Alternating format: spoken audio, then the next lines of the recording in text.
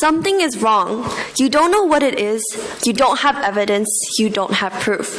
You can't explain it, but you feel it.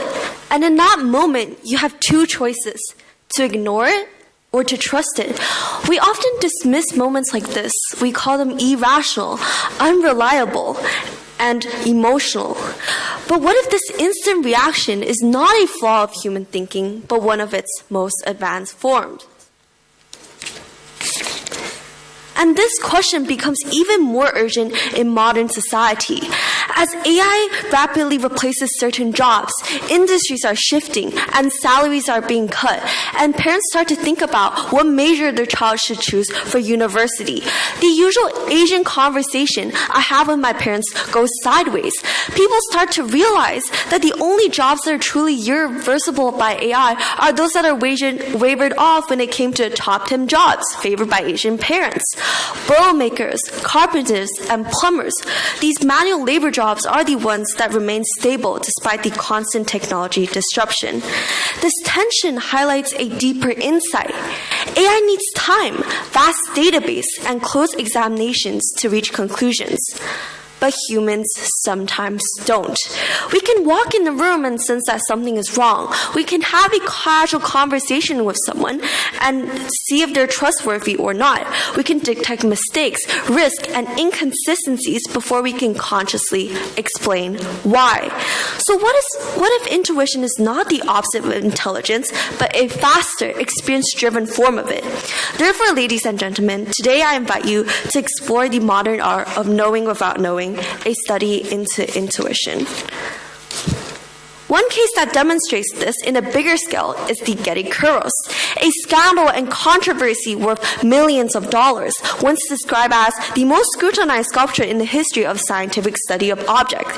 This is the Getty Kuros, a Greek statue of a nude man, left foot placed forward, believed to be one of the world's rarest statues belonging in the small collection of Kuro.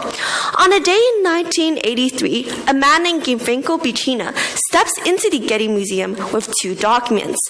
One document showing the ownership to the statue, and the other showing the incentive to sell the statue. Surprisingly, unlike most Kuro existing, this statue was almost fully intact. After months of constant study by experts, historians, and scientists, Getty Museum claimed that this statue was in fact authentic.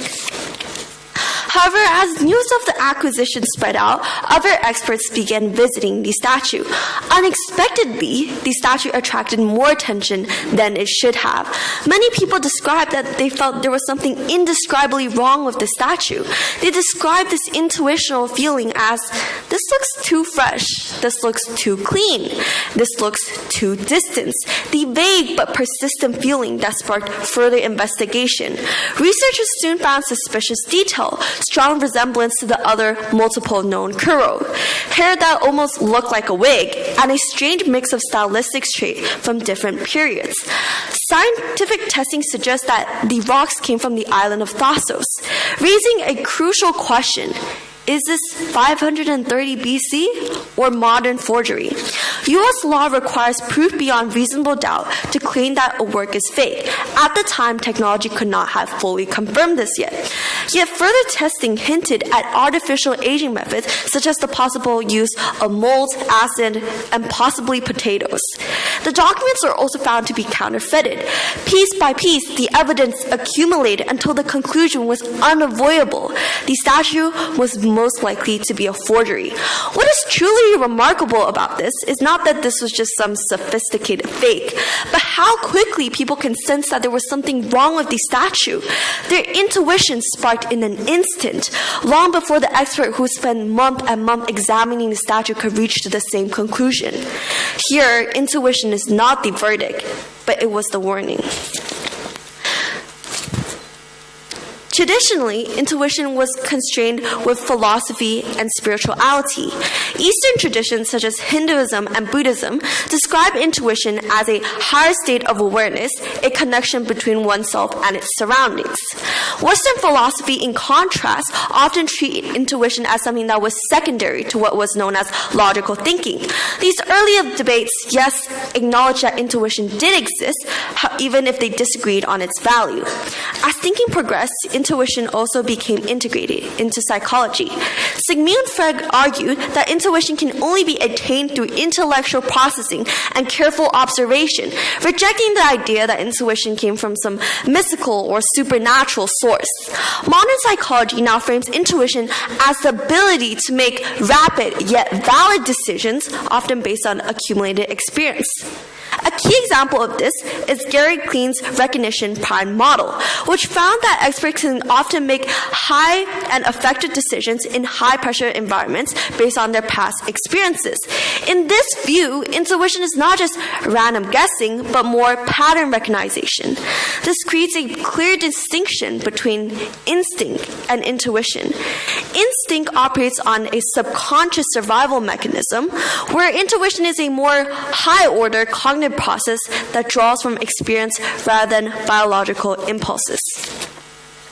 To truly understand how intuition works, neuroscience offers us with a deeper insight.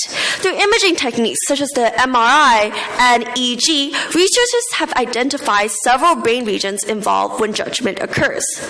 The prefrontal cortex, which integrates emotion and cognitive signals during decision-making. The amygdala that processes memory and emotional relevance. The basal ganglia that plays a key role in pattern recognition. The insula that connects to the enteric nervous system, a network of neurons surrounding the gastrointestinal tract that sends emotion and bodily signals to the brain. This bidirectional communication is why a gut feeling is not simply metaphorical, but a measurable psychological response. Although science cannot yet confirm the exact mechanism of how intuition works, several processes are proposed. First is pattern recognition. The brain unconsciously compares current input with past experience, generating a sense of familiarity or warning. Second is emotional tagging.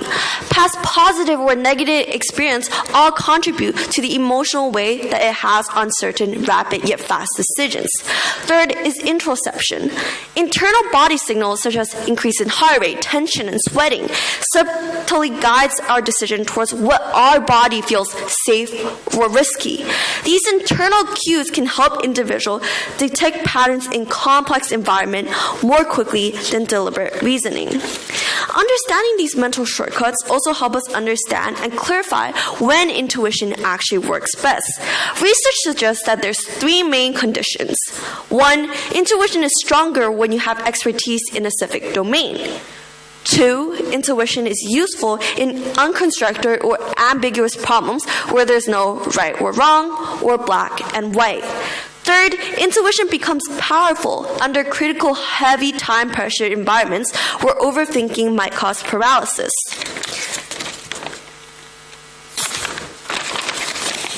If intuition depends so heavily on experiences, then it raises to us an important question. Can intuition be trained? Evidence suggests that yes, it can. There's three main methods and proposition for this. 1, gaining deep experiences, and this looks like understanding underlying principles and mechanisms that can be applied into several different situations. 2 is deliberate reflection. If you guys make an intuitional decision inside your daily life, try asking yourself why something felt right or wrong. A third method is exposure to diverse situations.